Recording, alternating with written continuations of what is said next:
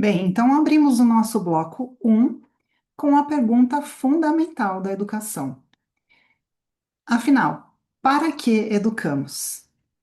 Bem, então, antes de qualquer discussão sobre a escola, sobre currículo, sobre método, sobre política educacional, é preciso fazer uma pausa para pensar. Uma pausa que quase incomoda, porque ela nos obriga a ir contra o hábito do nosso tempo, que é o de começar sempre pelos meios e nunca pelos fins. E Santo Tomás já advertia lá atrás, na Idade Média, que um pequeno erro nos princípios pode levar a um erro fatal no final. E se a educação serve para elevar o homem, vem essa palavra do francês, né? Educar em francês, a gente diz élever. E o próprio aluno, a gente diz élève. Então, a educação serve para elevar o homem a ponto dele poder alcançar o seu fim último. Então, nós não podemos, obviamente, errar na educação. Então, é preciso partir dos princípios e se manter neles mesmos até o final. Nós falamos o tempo todo sobre como educar, mas raramente nós nos perguntamos para que educamos. E isso não é um detalhe secundário. Na verdade, essa é a pergunta mais importante de todas. Veja, toda ação humana, ela só é inteligível quando está ordenada a um fim. Se alguém caminha sem saber para onde vai, qualquer estrada vai parecer boa, mas na realidade, nenhuma delas conduzirá ao lugar certo. Na educação, esse erro é ainda mais grave, porque nós não estamos lidando com coisas, mas com pessoas. Nós não estamos organizando processos numa linha de produção, na fábrica, mas formando homens. Então, errar no fim da educação é a consequência lógica de ter errado na própria compreensão do homem, ou seja, não entendemos a essência do homem. E quando nós erramos na compreensão do homem, nós erramos inevitavelmente na organização da sociedade. Porque veja bem, ao longo da história, houveram vários debates educacionais, mas esses debates nunca foram meramente técnicos. Eles sempre esconderam algo mais profundo, uma determinada visão de quem é o homem, do que ele é capaz e de qual é o seu destino. Por isso que quando ouvimos diferentes propostas educacionais, nós precisamos aprender a fazer uma pergunta que quase nunca é feita. Qual é a ideia de homem que está por trás disso? Que tipo de ser humano que essa proposta educacional pretende formar? Para que tipo de vida? É exatamente aqui que surge uma divisão fundamental que vai atravessar toda a história da educação moderna e que será o fio condutor desse curso. Então, de um lado, nós encontramos uma concepção de educação que parte do reconhecimento de que o homem possui uma natureza. Essa natureza, ela não é neutra e também não é indefinida. Ela possui inclinações, possui limites, potencialidades e, sobretudo, essa natureza está orientada a alcançar um fim. E claro, há fins secundários, mas todos eles devem levar a um fim último, que é comum a todos os homens que já viveram aqui. É o mesmo fim dos homens contemporâneos a nós, e é exatamente o mesmo fim de todos os homens que ainda não viveram, mas nascerão ao longo do tempo futuro. Portanto, educar nessa perspectiva significa formar o homem de modo ordenado, ajudando-o a desenvolver suas faculdades e aperfeiçoando sua natureza, para que assim ele possa alcançar o fim para o qual foi criado. Esse fim, ele não tem distinção, ele é o mesmo para todos os seres humanos, sem exceção.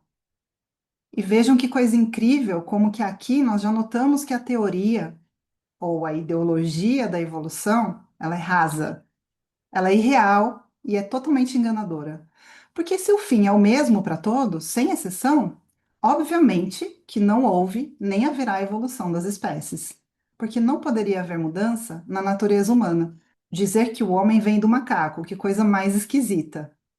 Um animal que vai evoluir para um ser humano, sendo que o animal ele não tem, não está dotado das potências intelectivas dele, que nós veremos a seguir. E, no entanto, é tudo isso que se estuda na escola. O homem vem do macaco, ele evolui de um ser inferior para um ser superior, E é isso que nossos filhos, nossas crianças, sem qualquer pudor, estão assistindo aí, sentados nas cadeiras de aluno, enquanto os professores, os materiais didáticos trazem esse tema que nem o próprio Darwin acreditava. Mas nós somos todos quase que obrigados a crer nessa loucura, nesse desatino planetário. Essa concepção de uma natureza imutável do homem, ela entende a educação como algo profundamente ligado à verdade, à moral e à ordem da realidade. Então, não se trata apenas de transmitir informações, mas de formar a inteligência para reconhecer a verdade e a vontade para amar o bem.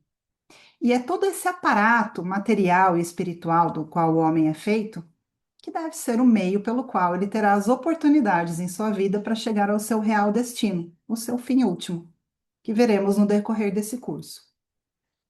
Então, de outro lado, surge uma concepção completamente distinta.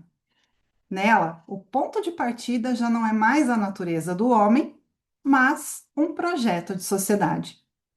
A educação deixa de perguntar quem é o homem, deixa de partir da essência humana, que é racional, e passa a perguntar como ele deve ser moldado para que uma determinada organização social funcione.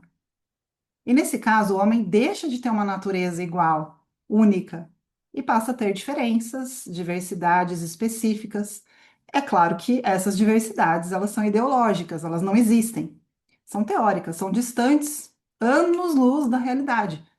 Porque essas diferenças que nós vemos, de um homem para o outro, de uma pessoa para outra, elas não são de natureza, são de acidente. O que que é um acidente? É aquilo que não é a substância. A substância é o homem. Mas quais são os acidentes? Quais são as suas características? Essas são as características, ou seja, os acidentes, que são aquilo que nos diferencia uns dos outros. A raça, o sexo, o cabelo, a cor do cabelo, a cor dos olhos, a estatura, enfim, o peso. Essas coisas são características. Elas não diferenciam uma pessoa da outra na sua essência. Então, os seres humanos todos são exatamente, possuem a mesma essência. Mas uma ideologia que foi repetida 1000 vezes acaba sendo imposta se não houver uma camada de proteção, digamos assim, contra elas. Uma barreira anticontaminação que aqui nós chamaremos de princípios. E parece que é esse o caso, e essa é a situação da humanidade atualmente. Ou seja, não há bases para sustentar o homem na sua natureza e no seu propósito de alcançar o fim. Cada ser humano acabou se tornando um universo à parte, e o mundo de cada pessoa gira ao seu próprio redor. Então, digamos que essa seja uma maneira incrível de dividir para enfraquecer. Ou seja, não há elos, não há quase nada que vincule as pessoas nas suas pátrias, as suas famílias, nas suas tradições. Antigamente, há cerca de 50 ou 60 anos, as pessoas ainda escreviam seus livros de família. Você nascia numa família que tinha tradições, que tinha os pés no chão, na realidade, tinha uma história, tinha referências, e até o que era comprado e vendido estava registrado nesse livro. Nascimentos, falecimentos, festas, receitas, chegadas e partidas, enfim, tudo estava ali registrado. E esse registro era conhecido por todos os membros da família, todas as pessoas tinham acesso. E a sensação que se tinha era que ninguém nascia sozinho, sem era nem beira. As pessoas já nasciam pertencentes a um contexto familiar e social, a uma pátria, e conheciam a sua família e a sua tradição. E era isso que fazia com que houvesse de fato uma sequência na história. Mais ou menos como nas Olimpíadas, em que um atleta corre com a tocha até passar para o próximo e o último acende a pira. Então existia essa cumplicidade, essa responsabilidade com o próximo, mas agora não. Tudo precisa mudar. Tudo tem que ser novo. Como quem troca de roupa ou muda de celular. Tudo envelhece antes mesmo de florescer. A ordem das coisas foi completamente adulterada, de maneira completamente artificial, conceitual. O homem deixa de buscar aperfeiçoar a sua natureza para ser cidadão do mundo, sem barreiras, sem destino. Joga para o universo. A educação se torna, então, um instrumento de transformação social com todos os seus desdobramentos. O homem deixou de perseguir o seu objetivo principal porque foi despistado ideologicamente do seu centro de atuação. Essas duas concepções, elas não diferem apenas nos meios, elas diferem no fim, essencialmente no fim. E quando o fim muda, tudo muda. Quando a educação tem como fim o homem real, ciente da sua natureza e do seu destino, a sociedade surge como consequência. E o bem comum acaba sendo esse empenho conjunto para alcançar esse destino. Por outro lado, quando a educação tem como fim a sociedade idealizada, utópica, para fins que não sejam os fins reais e comuns aos homens, estes se tornam uma massa articulável, um meio, um instrumento. Vimos que o fim é comum a todos os homens, mas quando a sociedade se torna apática a Deus, começam a surgir esses conflitos e o bem comum deixa de estar orientado para um fim sobrenatural. E os esforços passam a buscar alcançar fins secundários. Por isso que acabamos gastando todo o tempo das nossas vidas trabalhando por fins meramente naturais, sem qualquer perspectiva espiritual, sem horizontes mais altos. E o fim último do homem acaba ficando esquecido e deixa de ser o foco do empreendimento comum da humanidade. A sociedade se torna uma massa informe, onde cada um busca suprir os seus objetivos pessoais, materiais apenas. Isso definitivamente não dá sentido algum à vida. E é aí que vem o mal-estar entre as nações, surgem as rivalidades entre tipos de governo, surgem as ideologias e, inclusive, os maiores males do corpo. Tudo o que acontece na sociedade vai refletir obrigatoriamente nos seus membros. Então, uma sociedade doente, desprovida de sentido, fatalmente terá massas doentes, desprovidas de sentido, com depressão, com dependência de medicação, e assim é inegável. Tudo isso está acontecendo diante dos nossos olhos. E vemos principalmente no contexto escolar, tanto no âmbito da escola privada quanto da pública. Esse reflexo da falta de sentido se faz presente na falta de sentido dos alunos e dos professores, adoecendo esse setor da sociedade de forma avassaladora. O indivíduo concreto, com suas fragilidades reais, passa a ser secundário diante do projeto coletivo. E aí começa o desespero da inclusão, porque as pessoas começam a apresentar dificuldades de relacionamento e de aprendizagem, e a convivência fica insustentável. E todos possuem suas particularidades e querem ser atendidos de forma personalizada, porque falta compreensão do que realmente é o homem, qual é a sua condição de vida e qual é o fim último para o qual se deve ordenar. Esse descompasso, ele não acontece de forma abrupta. Ninguém acorda um dia e decide destruir a educação. Essas mudanças ocorrem progressivamente, sob discursos aparentemente nobres. Progresso, inclusão, liberdade, emancipação, justiça social, segurança, autonomia. São palavras que em si mesmas não são más, mas que, quando desligadas de um fim verdadeiro, tornam-se extremamente perigosas. E este é o cerne do problema educacional no Brasil e no mundo. É por isso que este curso insiste tanto na ideia de princípio. Um princípio não é uma opinião. Um princípio é aquilo que vem antes, aquilo que organiza, aquilo que dá direção. E quando os princípios são abandonados, os meios se multiplicam de forma caótica. Eu tenho certeza que você percebe isso claramente na experiência cotidiana. Reformas educacionais que se sucedem, métodos que se contradizem, professores exaustos, alunos desorientados, famílias inseguras. Tudo muda o tempo todo, mas nada parece melhorar de fato. E isso acontece porque, quando o fim não é claro, não há critério para julgar os meios. Tudo passa a ser experimental, provisório, relativo. Nesse caso, foi necessário mudar o conceito de que a finalidade da educação está em modelar, ou seja, reordenar a natureza humana, colocando no lugar o evolucionismo, para justificar que tudo está em constante mudança, e que precisamos remover as coisas antigas, trocando por coisas novas. Escola nova, política nova, filosofia nova, teologia nova e, enfim, uma religião nova.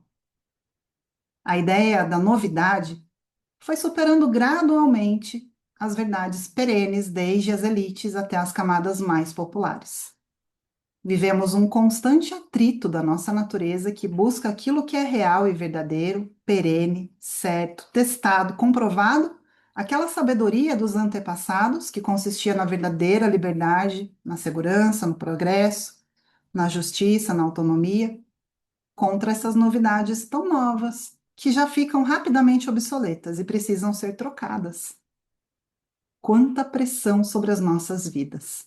Que cansaço nos abateu toda essa busca frenética pelo novo.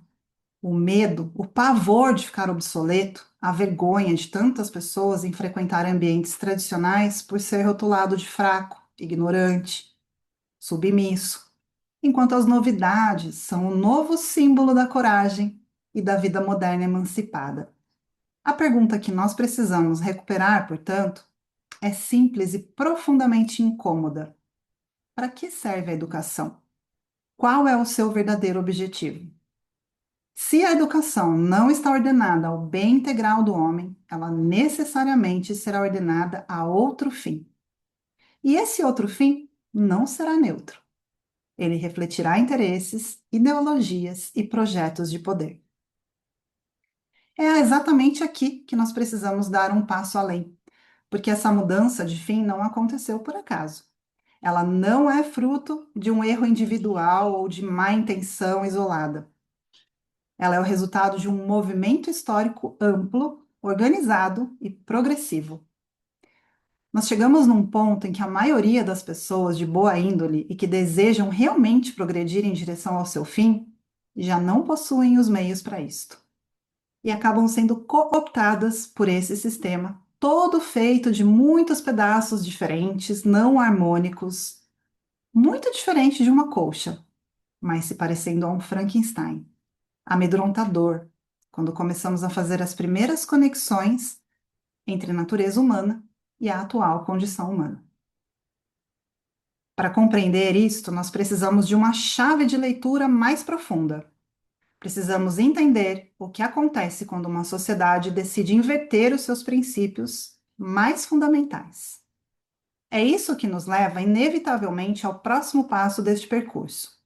Se quisermos compreender por que a educação deixou de formar o homem para passar a moldar a sociedade, precisamos entender o que é uma revolução. Não no sentido superficial do termo, mas no seu sentido mais radical. E é exatamente isso que nós faremos no próximo bloco.